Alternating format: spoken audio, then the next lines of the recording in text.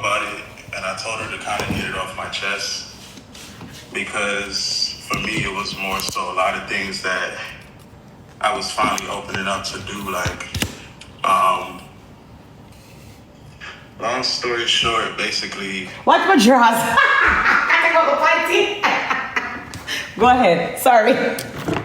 Basically, I'll just start from when it happened, when I met him.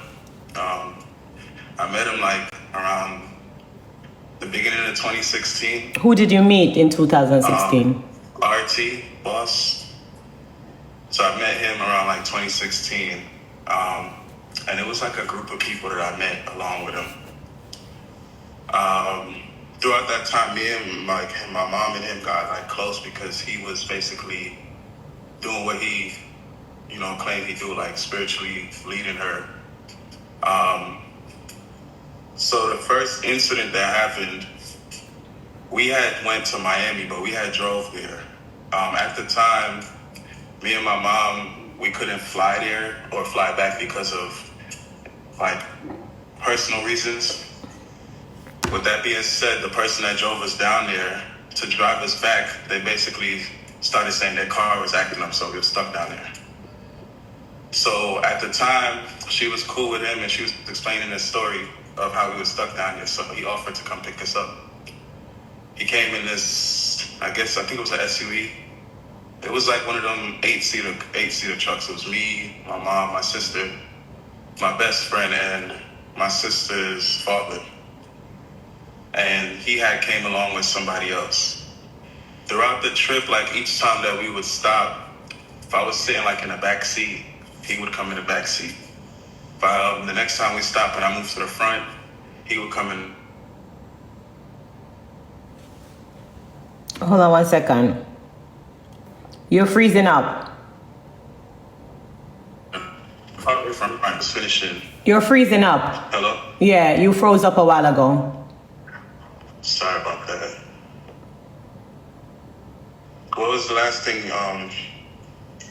You said you were driving, you were on a trip. Every time you go in the back seat, you also come in the back seat. Each time when I switched seats, he would switch seats too. One of the times we stopped at the gas station, he basically came in and he did it to me and my best friend, to where it's like he pulled me to the side and was like, "I'm feeling something in your spirit." And I was just like, "No, what are you talking about?" Then he was basically proceeded to say, "I know you're gay, and I know you don't want your family to know." At the time, I was like in the closet. I feel like everybody that has Caribbean parents know how it is coming out to Caribbean parents. So that was one of my biggest fears growing up. Like, with that being said, halfway through the trip, when the trip was finishing, I fell asleep and I woke up and. So how old were you? How old were you at that time? I was around 17. 17. I was like 17. Okay. I don't know how to turn. They're telling me to turn off the comments, but I don't know how to. How do I turn off the comments, guys? This is. Sure. Let me see. Question. No question. How do I turn the comments off? This I request to go live. Honestly, the comments is not bothering me. Okay. This is something that, like, if I wanted to speak about this, I could have spoke about this before when it happened. I would have never waited years. My mother just found out 2 years ago. Right. This happened in 2017. Yeah. So after that incident happened, I woke up and I seen his hands on me. It was kind of, I pushed him away, and it was like I stayed to myself the rest of the ride. So just to be clear, you're saying he knew that he knew what you were, and him come and try use it against you. So at the time he knew, but your family did not know. Correct. With that being said, after that trip, I think we stopped at his house in Delaware, where I think we met his wife or whatever the case is. That day, he went about his way. We went back home, or whatever the case is. A couple months later, almost a year. They said you should clear it up. Were you 17 or 16? Because they heard at the time when you met him, you were 16. I I was turning 17. Okay. So, with that being said, and I said 2016 is when I met him and when I went on the trip. Right. The whole incident to where everything happened, it happened later on in 2017 because we seen him again. Yeah. So he molested you in 2017, but you met him in 2016. But you're getting there to the story. We just want to clear that up. Right. I'm just trying to explain how everything happened. That happened that led there. Okay. With that being said, there was an incident to where me and my mom, we fell out, and we was talking for like 6 months. One day I got called over to my mom's house because my mom we lived at 2 separate houses. Like, if you know, well, most people that know where I'm from in Brooklyn, where my family stayed at. So I got called over there. He was there. My mom was there. My best friend, a tattoo artist, was there. We was all getting tattoos. I didn't get one or whatever case. That's the same time my best friend got a tattoo. My mom got a tattoo. With that being said, the night was getting low. And at the time, I guess he wasn't going to drive back to Maryland or wherever he was staying at the time. So he was trying to find a hotel. With that being said, my mom asked me, which at the time she didn't know how I felt towards him. Because after that first incident, I tried to make sure like I always stayed far. Where the hotel was, or drive with him to go to the hotel, and he was supposed to basically Uber me back home. We live in Brooklyn, past the hotel in Brooklyn, and we ended up at a hotel in Queens. With that being said, when I got into the hotel, I was like, okay, so am I going back home now? And he was like, no. As far as like the in-between conversations, like it wasn't much of it because it was nerve-wracking. It was like, I was told to drop your head. Me knowing how it was or whatever the case is, I necessarily didn't want to be around this dude at all. What made everything kind of transpire is because he told me that he was going to tell my family about me being gay. And for me and my family, that would have probably been the biggest, like, falling out. It would have been a whole issue. And at the time, I'm 17. I have nowhere to stay for my own, or whatever the case is. With that being said, one thing led to the next, to where it's like I wasn't able to leave or get home until I did what he told me to do. So when you got to the hotel, you say you weren't able to leave? Yeah, like we was in Queens at the time. Like my mom, she had gave him money because she was giving him money as well. So I was the one that had the funds on me. So your mom gave him the money? Correct. And I'm gonna just point out, like my mom, like at the time, still at that time, she didn't know anything that was happening. So one thing led to the next, to the point where it's like, he did what he did, and I don't know why people would think that I'm lying, because for me to sit here and make up such a drastic story is ridiculous. What did he do to you? To the point. You say he did what he did, but please tell the world what he did to you. So he raped me, like he molested me. Like, it was to the point where it's like, even before he started it, he was trying to find a condom and couldn't find one, and he reached for a plastic bag. What? I don't what? Sit here and say shit like that. Like, first of all, my mom didn't know what was happening. My mom found out. First of all, my mom didn't even know I was gay. My mom didn't find out that I was gay until years after this. God Almighty, man. God Almighty. The blood of Jesus is against that man. May I tell you, hey, me say this is a spiritual warfare, and may I tell you, it's God about the devil, but the blood of Jesus is against that man. He held you down and raped and raped you. And there's a few things that, so what made me kind of keep quiet about it, aside from my family or whatever the case is, it was like his way of trying to keep me quiet about the situation at the time. I think after the situation, he had sent my mother money to give to me. Like he just went on like it wasn't an issue. He was texting me, you know, still trying to talk to me or whatever the case is. And it was just like, for me, I was just traumatized that it happened because, yeah, I'm gay, bisexual, like, but I didn't ask for this man to do what he did. So he knew that you were gay or bisexual, and he took that to his advantage because you came from a Jamaican household. So he know you wouldn't want to talk about it.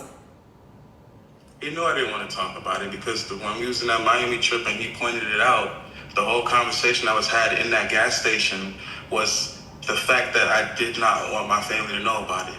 So he I took didn't tell my mother about it until a year and a half after I came out to my mother. I came out to my mother after COVID, the end of the 2020-21. And then I didn't speak about that situation until after, and I just spoke about it because growing up, like, it was stuff to where my mom went through something like that. So when I felt comfortable enough, it was like she was the only person I could talk to about it. And I wasn't talking to her about it to sit here and go through all of this. I was talking to her to get it off my chest. See, like, everybody, like, if people know that my grandmother, my family that I come from, it is strict, like, certain things they don't play with. No, I'm from Jamaica, so I understand. People who's not from Jamaica may not understand, but a Jamaica me come from, so me understand what you mean when you're saying you come from a strict family who would probably be against, you know, who you are. So me understand and me get it. And that's why even me as a Jamaican woman who's always advocating and fighting for my fans who are gay, I'm happy you found comfort in me to want to talk to me about it. And one of the reasons why I even choose to speak up about it now is because, like I said, I didn't want anyone to know. I wasn't ready to sit here and talk about this. When this came out, the person that called me was a family friend, and what she was speaking, it made it seem like she knew what happened. So I felt a little comfortable telling her, but I didn't know I was being recorded. I didn't know I was going to wake up to my voice all over social media. I didn't sit here and ask for this. You didn't. I kept that shit to myself for years because I know how it is. Like, people speak up, and the first thing is I'm looking in the comments, it's like, yeah, I'm gay, but that don't mean that's the right for me to be molested or it's not raped by somebody. Like, it's not. It didn't give him any right to rape you, and I'm so sorry you went through that as a child. I'm so sorry. My thing about it, while I'm speaking about it now, is because with that recording that's sent out because I did not sit there and know that she was recording me. So with that recording and everybody coming up with their own assumptions and dragging my sister and my mother in it, and it's just like, my mother really ain't know. The same people that he just paid to go see my grandmother didn't know until yesterday. Wow. I begged my mother not to say nothing because I didn't want to go through this. I'm a very quiet and reserved person, and this is a lot of attention for no reason. And not for no reason, but it's just like, I refuse to sit there and have what was done to me twist and turn and chopped and screwed when that wasn't how it is. He know exactly what he did. And it's like, if he's doing it to other people, why is it so hard to believe that this is something that he did? Like, at the time, he was using my mother for money, so he kept her close. So he was making sure he was in her ear. I want you to say that, just that one line again. He was using your mother for what? He was using my mother for money. When she stopped sending the money, he got irritated. And that's around the same time when he was sitting there blasting and going. Because that's what he goes around and do to people. He did the same thing to me. Use you for money, and when you realize that he's a liar and he's a manipulator and he's trying to use you, then he wants to tarnish you. When he can't have his way with you, he try to tear you down. And anybody that know me, I didn't do this. I'm not doing this for no recognition or no money. If that's the case, I would have did this when it happened. For everybody that know the family that I come from, my mother got money. My mother loaded. Same reason why he wanted to be around her. The same reason why he wanted to sit there and be close.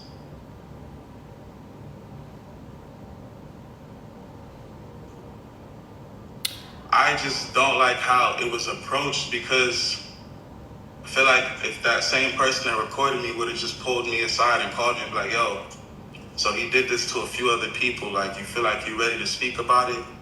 Let me decide what I want to talk about. It's my pain, it's my trauma. So you kept that pain and you didn't talk about it. It was until that the recording that I played with the person that you didn't know. I woke up and I see the recording all over and people DMing me and this, that, and the third, and it's just like, where is this coming from?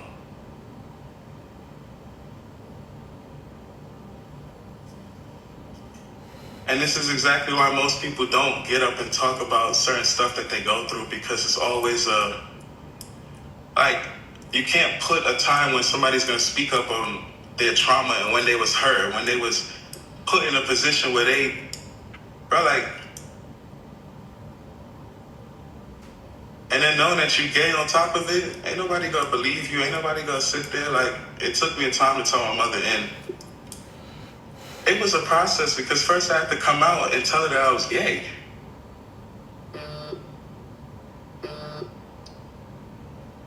What is your... Because I couldn't live with knowing that certain, I don't like when things are used or held above me.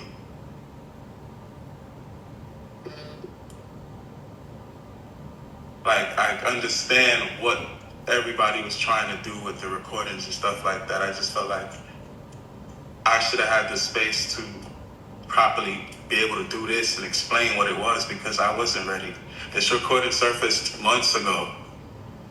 I've been blocking and removing people from my page because my peace is getting disrupted. I had to move. I moved from New York to Florida. When this recording came out, it was in Florida, and when I figured out, somebody mentioned that he lives in Florida. Where do you think I'm at now? I moved. The whole point is to stay away from this man, to stay off his radar. I have him blocked on everything for a reason. What has your life been like after he did that to you? Why do you keep moving? Are you still afraid of him? Because I'm here to tell you, let me tell you something. I'm here to tell you there's nothing to be afraid of. He's a liar. He's a scammer. He ain't no fucking Obia man. Him can't do nothing. He's not talking to no spirit. There's one God. Do not let him put no fear into you. Don't make him put no fear into you. Now that I'm older, I realize what you're saying, but when I was younger, and him prophesizing certain things and predicting certain things or being right with certain things. He didn't predict this, did he? Did he predict that you are going to get the strength one day to come out and talk your truth? Did he predict this? I don't think he ever thought that I would have came out and said something. Okay. Don't let him tell you him can predict nothing, because him couldn't predict him own future. Him never predicts that when him come out on social media and try to go up against me, that all of this would have come back around at his footstep. Him never predict this. He used what he... Because let me tell you something. I met that man as a pastor. I tell people this already and I don't know if they believe me. Meet him as a Pastor Smith. And he came around me and him try to manipulate people's mind. All of the people that is picking up for him is because the same thing he did to you, he's doing to them, which is telling them things and they believe it. Say, oh, him a prophet, him can see things and see in the future. I'm a spirit. Him a Obia man, me don't want him Obia me, so them a pick up for him. He uses that as his power. Don't make him make you feel like, say, if him did a pray to some spirit, what make the spirit can't do nothing for him? Don't make him put no fear in you and you move up and down and afraid of him. Can't do nothing to you. God is above mankind. You hear me?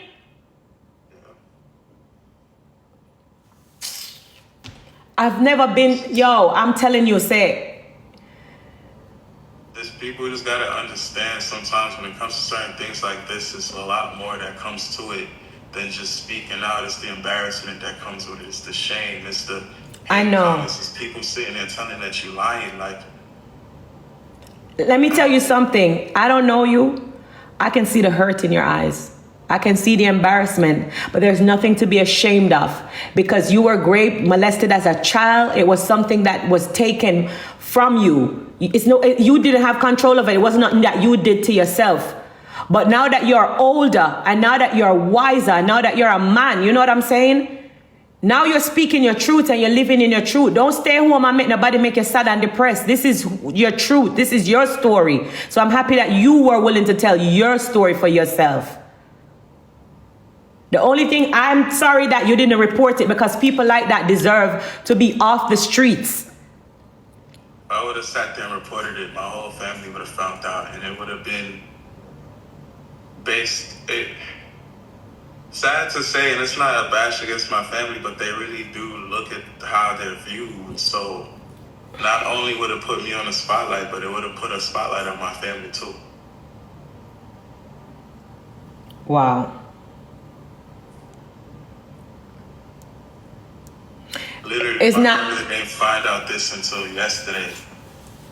The only person I knew was my mom, and the same person that reported it, me and my mom, was my mom's friend, and I really thought we were. For me to sit there and open up to her about that, I thought we was on a different level. You know, I didn't expect for this to happen. I wasn't. I'm proud of your, big up to your mom, because I'm proud of your mom for supporting you. Like, for, you know what I'm saying? Man, from I told her, she's made it easier living with that, because it's easier to relate. I feel like you still should report it. I feel like if you put it into the law's hand, they will be able to pull the footage from that hotel. I feel like you should still be able to report it. Like, these simple things like that, footage, camera, all of that can be pulled up. Yes. It's a shame that I don't have my other, the phone that I had back then, I don't have it no more.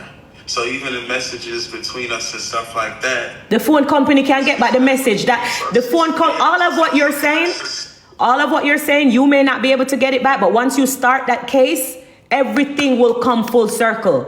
The police have a way of finding everything. That's not even your worry. Your worry is to make that first move of reporting it.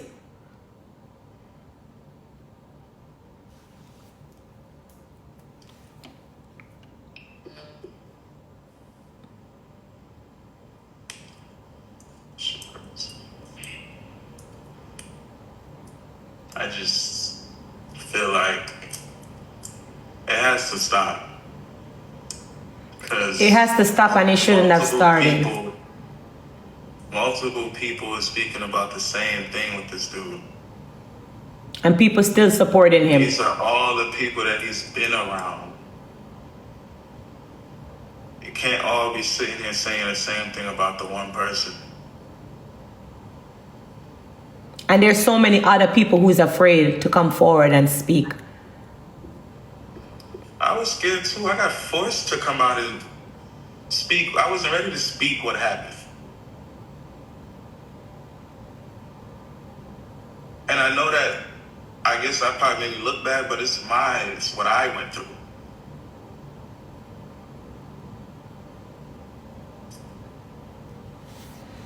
So it's like, I won't, and I'm not going to sit there and let everybody lie on or try to twist and turn what I've been through. Like, I have no reason to be sitting here and lying. And these stories that everybody coming up with is real far-fetched. Because even as far as my mother in Jamaica, like, when me and my mother went to Jamaica, we wasn't dealing with this man. We stayed on a villa the whole time. It was me, my cousin, my sister, and my aunt that live in Jamaica. The second time when my mother went to Jamaica and she happened to glimpse him in Jamaica, I was living in Miami. She was there with my best friend. I wasn't even around her at the time.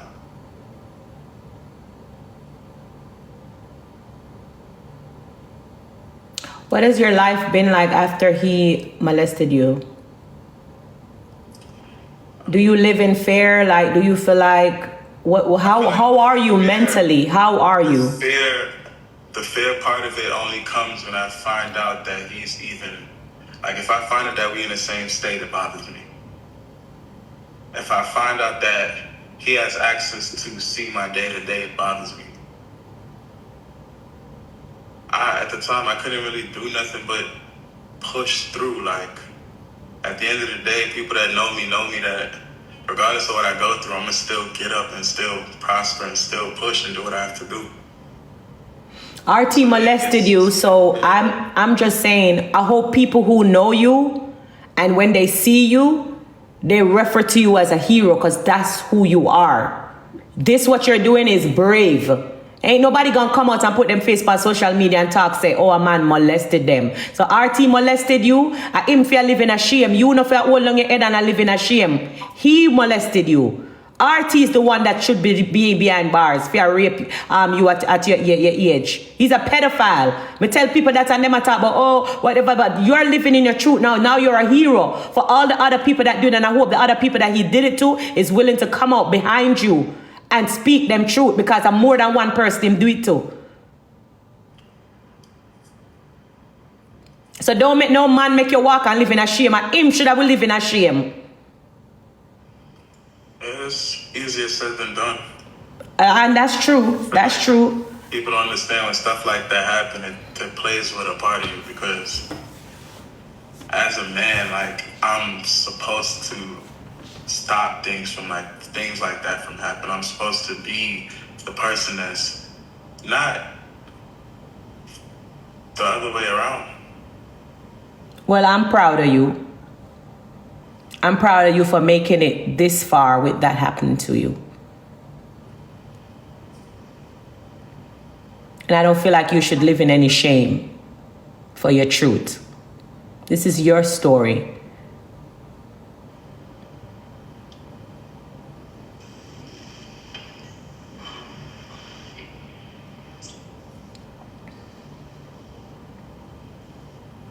I don't want to keep you. I know today's Sunday. Do you want to say anything else before we go, or? I just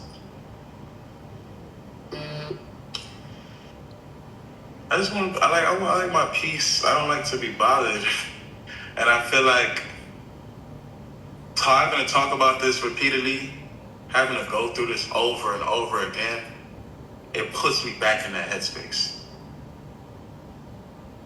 Like, at this point, I know what I need to do in order to deal with it. I just don't need nobody. Don't need nobody. It's like, nobody's not gonna understand how I feel when I get up and I go to sleep. Yeah. Yeah. Like, well, thank you for being so brave. You made the first right move of openly want to talk about it. Because in a sense, I live with it and I eat you out, and, you know, RT is a monster. He's a demon. You are not that person. He must live with him demon. He's the devil himself from the pit of hell. So do not let that man let you live in fear. And I'm proud of you. I know you don't want to even break down on social media because you told me you don't want to. But again, I love you. I don't look at you any different or any less. I love you equally, just the same as I love any of my other besties or stuff. You know what I'm saying? And I'm here for you. Now you have my number, so we will talk. But publicly, I just want to tell you that you are brave. And anybody see you, that's the energy that they need to give you for being brave to come out and be a voice for the voiceless. I appreciate it. I'll call you after this, all right? All right. Thank you.